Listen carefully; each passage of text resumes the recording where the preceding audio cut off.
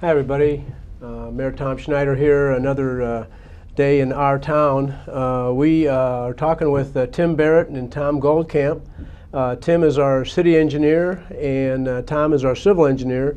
This is a new position that we're going to be talking about today, and we're going to be talking about the more expanded role of engineering in the Public Works Department, and why that is, and why some of the federal agencies are creating some of that due diligence that we have to do now that maybe we didn't have to do when I was the city engineer back when Mayor Egan hired me back in 1976.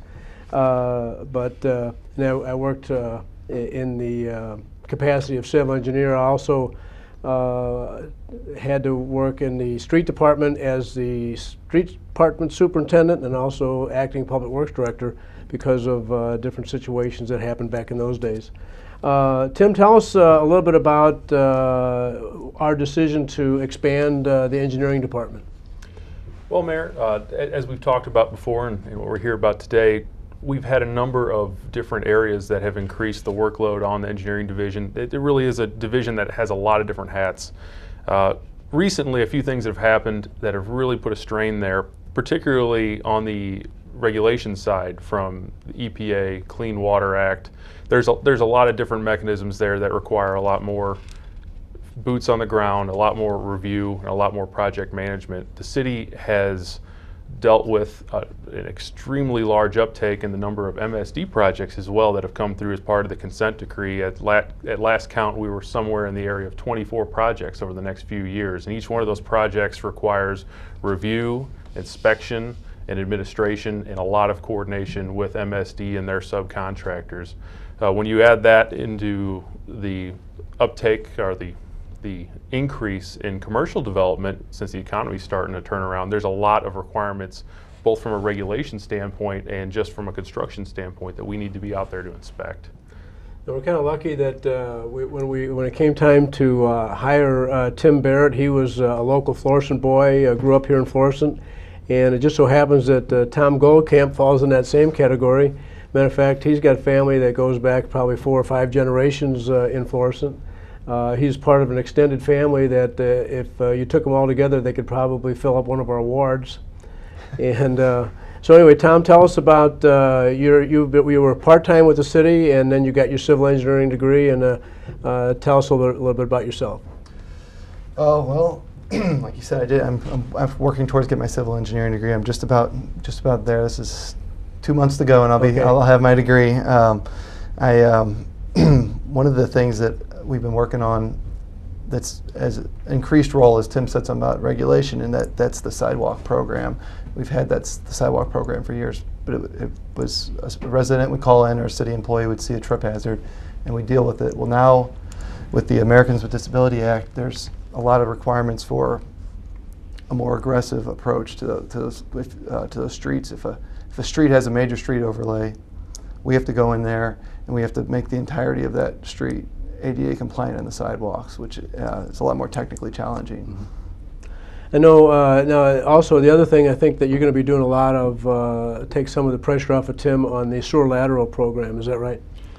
That's correct. We're bringing Tom in a little bit at a time now, and he's going to be picking up a lot of the responsibilities that I've had to do. It's a very challenging position with a lot of different case-by-case issues that come up. So he's getting his feet wet in there, and he's going to continue to grab a larger role of that program.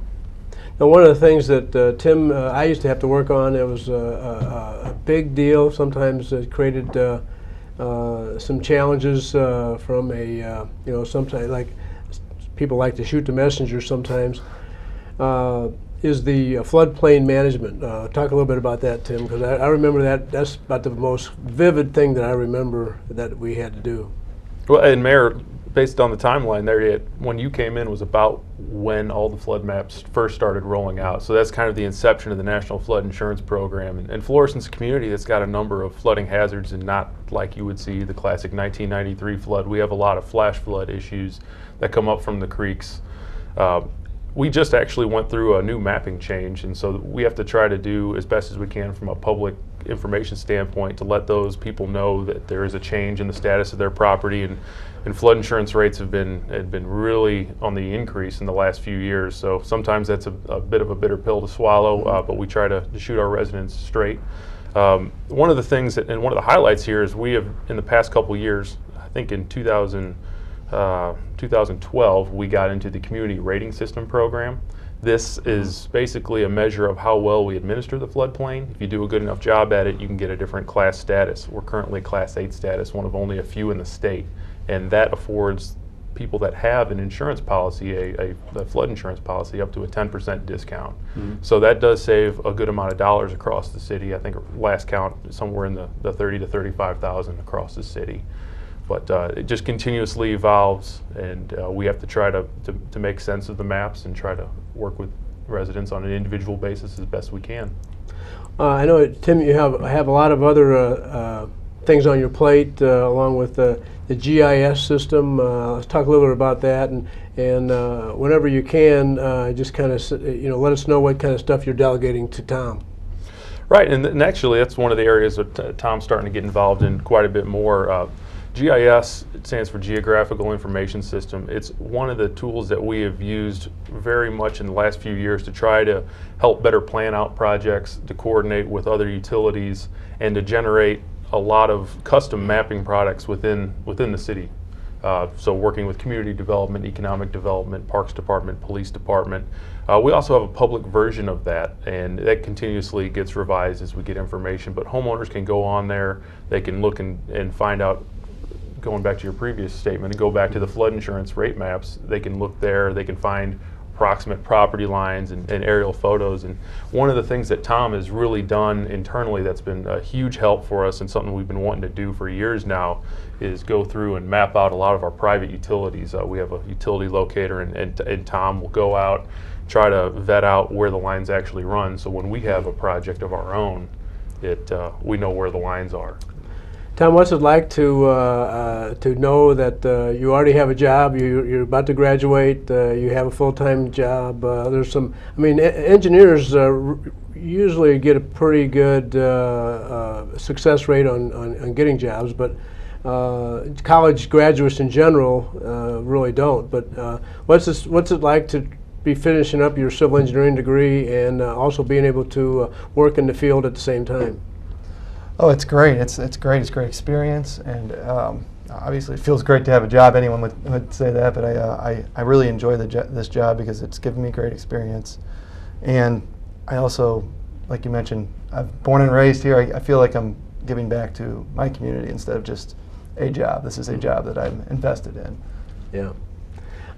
We also have, you're kind of taking on a few things, Tim, maybe that aren't necessarily in your job description. Of course, anything engineering is in your job description, but you've really taken on. I've asked you to monitor the environmental issues in our region, including Westlake and including the contamination and cleanup of Coldwater Creek and all those kind of things. I know you've attended a lot of meetings. You prepared a very meaningful document to get the EPA to take a time out on making a final decision on the Westlake landfill. Tell us a little bit about those activities. Yeah, and again, those are two very, very visible issues that are out there, and they impact Florissant in different ways, but they're both important issues for us, and we've talked quite a bit about them, that we want to keep a very good eye on what's happening. If we don't monitor them closely, then we can't really have a say in the outcomes there. A few years back, Mayor, you and I got together with Lou Geralds, the Director of Public Works, and we reviewed some of the reports that were coming out on Westlake prior to them coming to a record of decision. And in doing that, putting our heads together, we found a few areas in the supplemental feasibility report that was issued at the time that just left us, left a few questions lingering out there, and we put those into a document, and we've sent that around in a press release and to EPA. And I still feel some of those concerns have yet to be answered, but it's something that we watch closely, and we've definitely seen some changes in how they've approached those projects out there. Yeah, we prepared a position statement where the city of Florissant wasn't taking sides, but they were urging further study. And I thought that was a very prudent way to do it. And it did result, it had a great result in more due diligence on their part. And hopefully they will make the right decision whenever that decision will be made. We also have, transportation projects, right-of-way administration. We have backyard flooding. I know that was another one that was took up a lot of time. Site obstructions. Maybe just go through the potpourri of what the city engineer has to deal with. Yeah, and Tom, I'll let you get a couple of these, but definitely, like I said, a lot of hats. On transportation, we got a lot of what we do is in the environmental and in the transportation side. We work with all the utility partners and the transportation partners, St. Louis County, MoDOT. Both agencies have roads with jurisdiction in Florissant. So we don't have the ability to just do what we want where we want. We have to work as a team with a lot of these different partners. So there's a lot of communication there. You hit site obstructions, always a big one, always a very technical challenge because there's sometimes not a very clear defining road. And that, Tom, that's you've been doing a lot of research on a number of issues following, like, I guess, some of the St. Louis County guidelines. Yeah, that's correct. And they have a very specific, people just think of it as can they see or not see, but there's very specific guidelines as to what the site obstruction and what the site distance is when you come to these different intersections, and it's really important because it's a safety issue. That's almost life and death stuff. People can get into car accidents if they can't see where what they're pulling into. They're going to pull out either way, and then you result in accidents. We have an advantage, Tim, and I guess we'll probably have to get a fourth member from the city to join the Engineers Club. I'm a member of the Engineers Club, have been for a long time. Tim's a member. Mr. Giles, our Public Works Director, is a member of the Engineers Club. We're able to meet with these guys on fellowship nights, and also they sponsor different continuing education things that I don't necessarily need to attend anymore, but you do.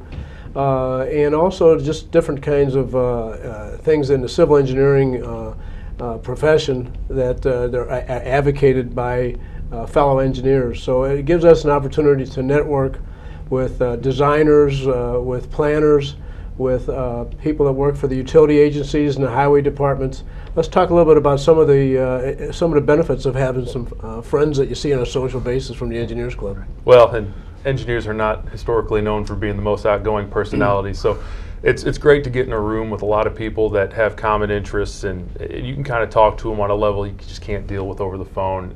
And just, sometimes I think we'll be a little old school in how we like doing business, and that's a good thing. I love face-to-face working with various utility members, contractors, designers, because if I can't have that good communication right there, I don't want to have that on my project. So it's a lot easier to work with people you know. I think it's given Florissant a leg up. We've really gotten our share of work, like from Ameren, for instance, with the tree trimming. We're like at the top of their list all the time. One of the things that the citizens, we get some complaints about the tree trimming trucks parked on park property, but let's talk about the benefit that we get as a result of allowing them to have that mount out ability. It gives us a chance to get our trees trimmed first. Right. Florissant is a community with a lot of lines above ground, and being able to keep those limbs trimmed back has really made a substantial impact in the amount of power outages that we've had.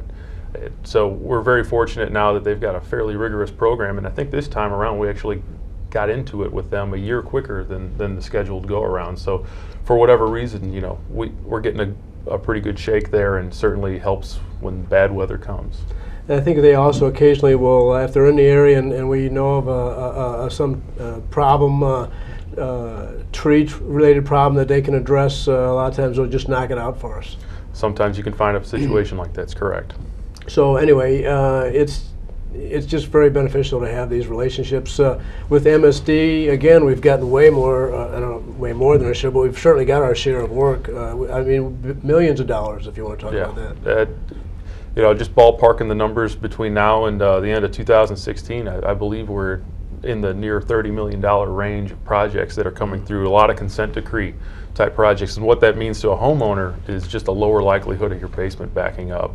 And trying to keep sewage and pollution out of the creeks as well. So you see a lot of big trucks on your street, see some steam coming out of a manhole. Most likely that's MSD coming in there and lining a sewer to try to better protect you, the resident, and protect the streams. Again, it was St. Louis County Highway Department. We got a big project up on Shackelford. We seem to always have some project either on the drawing board or under construction with St. Louis County. That's true. We have 2 underway right now. Like you said, the Outer Shell right turn lane, folks can see it going in out there right now. And at the end of this year, beginning of next year, the widening on Shackelford between Charbonnier and Humes, that's a big safety improvement project there. Do you know how long I've been trying to get that right turn lane? It's been a while. Long time. And then with the State Highway Department, even though they have limited resources, and they've had limited resources, we've really been able to get their attention and at least get some things done on the right-of-ways on 270 to try to improve that appearance. Correct. We've tried to work with MoDOT as best as we can. I feel like we've gotten a pretty fair shake from them, even considering the rest of the state. And we had the beautification project on Lindbergh. We got 2 big legs of Lindbergh going through Hazelwood, Florissant, and then Florissant again. That was mostly State Highway Department money and about 20% our money. A lot of grants. You talked about the many hats that we wear, and grants and landscaping too. Landscaping is one of those hats you don't quite expect, but we manage the landscaping for Lindbergh and for areas along 270, and it's a very kind of large variety of things that we do there. Grants. One of the big things that we do, in fact, we just submitted one here earlier this week, but we submit grants to East-West Gateway for transportation funds and any other number of grant organizations that are out there. Last year, we received roughly $1.6 million in grants that were going to be spread out over the next few years for transportation projects. We submitted a grant on Wednesday this week for another about almost $1.2 million project, which is the second phase of the Lafayette project that was awarded a grant last year. So those are 80% federal fund projects. Tim, you've been involved in a lot of lighting too. I don't know if Tom's been helping you with any of that, but either you or your predecessor was involved with the lighting in Old Town. We had the Old Town lighting project. The historical district has historical, has the streetscape lighting. Which has really made a big beautification difference on St. Francis Street, but I believe that was before your time. You've been involved in the maintenance of it.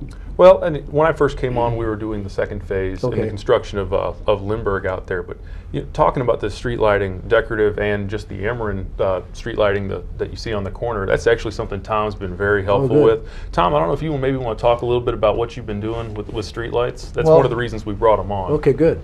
Well, what we've been able to do is be more proactive about looking for those street light outages along some of the major corridors. Usually if a light's out in a neighborhood, someone sees it in front of their house and calls it in, but say Florissant Road, for instance, people don't tend to call those in if they're not in front of their home. They just don't think about it. They pass it up, and that's just they just keep driving. So I've been surveying those in the evenings after the lights are on, looking for those outages and coordinating with Ameren and getting those turned back on. This is a good time of year to be doing that. Yeah. You don't have to wait till late at night. I did it once this summer, and I was like, is the sun ever going to go down? I mean, there's a couple things too, the residents need to know this, that if a light's not working, we're still paying for it every month. So trying to be, a better steward to the tax dollar, and also, lighting is generally better security. So we want to, keep the neighborhoods looking good. We want to keep the lights on, keep the areas safe, and make sure we're getting our money's worth from the lights. So. And speaking of lights, we also upgraded the lights for ball fields in St. Ferdinand Park. That was a big project. Tell us about that one. Yeah, and we're in the middle of phase 2 right now, but we have a 3-phase project to replace all the athletic lights out there. We did 5 and 6 last year. All the poles. All the poles, all new lights. They're more energy efficient lights. We get a lot more flexibility with control now, so we don't necessarily have to run a ranger out there in the middle of the night to turn something on and off. We can do it in-house if we want to. We've gone from the old wooden poles, which served us very well, but sometimes they just wear out. So from a safety perspective, and from also a playing perspective, it's a little safer out there. Not just because the poles are safer, but because the lighting levels are a lot better and more uniform. It costs us less in energy. That's true. So So we'll be doing phase 3. I think that's the final phase for Ferdinand. Yep. And that's probably what time frame do you have for that, you think? I mean, it kind of depends on what you and the council would like to do, but probably would be able to do that towards the end of the year, beginning of next year. We do have aging light systems at Coke Park, but it's not as critical as Ferdinand was. If you want to, they're in much better shape structurally, and they're a little bit younger too. So we're going to continue to monitor those, and if they get to the point where they need action, we'll recommend. And some of those poles at Coke Park were very substantial poles, like big diameter poles. Definitely, there's some of the larger ones in the city right there.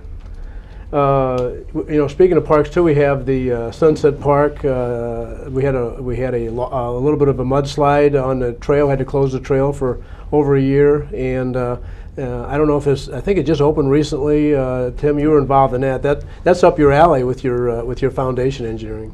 Yeah, it was kind of like going back in time a few years. I have a basis in geotechnical engineering, which basically means earthwork, soil, foundation type engineering. So we had a little bit of a slope failure out there, and Tom was out there quite a bit observing both the reconstruction and monitoring the degradation of it in between the failure and the repair that went in. So we're able to coordinate with a number of different agencies to have that repair done at essentially no cost to the city. We have you guys doing all this engineering, somebody might say, well, what do we need a public works director for? I said a public works director is busy. Now Lou's not here, but since I brought it up, let's talk about the non-engineering challenge of public works. I mean, it's huge if you just want to because we're trying to get you a little bit indoctrinated to what Lou's doing. So you can fill in when he's on vacation and whatnot. So let's talk about that a little bit. Well, we say we wear a lot of hats in engineering. He's got a whole closet full of hats. It's really what it comes down to. And I mean, you've got street department, obviously, with all the street maintenance, and the director has a very large hand in that action.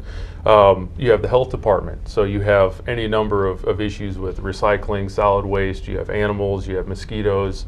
Those guys, the grass cutting in the summer, and one of the challenges we've had with vacant properties, those guys, they work to the bone to try to make sure they keep the city in good shape there. Oh, then you go around to the building department. So we've got, a lot of challenges there. We've got a bunch of good folks that are trying to stay on top of the vacant and rental properties, which is something that has come around since the economic downturn. But now we've got the commercial coming back again. So just like we talked about from a regulation and construction standpoint for us, those guys are doing a lot more, and up until recently been doing a lot more with less, and we've been able to add a few folks over there, and I think that's going to make a great impact for us. Yeah, we had a show earlier with Aaron Tossi on adding personnel. He did a great job of analyzing what we needed. And I tell you what, the Public Works Department I'm just very pleased with the leadership that we have going down there. And with you and Tom, Lou, Phil, and Aaron. We got some real good leadership downstairs, and everybody seems to really be pulling in a good direction to get caught up with our code enforcement activities and challenges, and to take care of all the other myriad of issues: new construction, permits, occupancy permits, building permits, all those things. It's a big challenge. One of the things that I remember the most, and we'll end our show here pretty soon, but is backyard ponding. It's like a forever, but never going to go away. Let's talk about that, because that's obviously that's in a lot of people's backyards. What are we trying to do? And that's one of the thornier issues we get to, and we've got a few limitations we work with. And Tom, you've done quite a bit since you've come on, and that's an area he's really helped me out with, is just getting boots on the ground and really working on an individual level with homeowners. A lot of times people say, "Hey, MSD, we pay you for we pay you for stormwater, so you should come solve our problems." And there's some funding realities there that make it a little bit difficult for those to happen. So a lot of it is just one-on-one work, myself or Tom with some of the homeowners to try to figure out if there's anything that can be done, how do we go about it, what is going to be kind of a win-win for the community and for that particular homeowner. Tom, you want to talk about just some of the issues that you've seen? A lot of times it's a simple thing that they just may not have thought of, just turning a gutter a certain way, maybe just regrading a small area of your yard, moving a bush that's just blocking that flow of water. And it's a simple fix, and we can go in there and consult with that homeowner and help them resolve their problem without minimal cost, minimal effort, and it really does. And of course, that just clearing out that water is an issue as far as just health as well. You don't want water ponding because you don't want that in your yard. You don't want mosquitoes. You don't want those kind of issues. So it is nice to get in there and help them out with that. Well, Tom and Tim, I appreciate you taking the time to be on the show with me. We have probably maybe the future city engineer, the current city engineer, the past city engineer. But I have one last question to ask you. Did you guys buy your shirts at the same time? And did you mean to wear them on the show today? Well, we have a calendar. Yesterday was a red day. Wednesday was green. Today was blue. So It's an engineer thing, I think. Thanks, guys. Mayor, thank you very much. Thank you.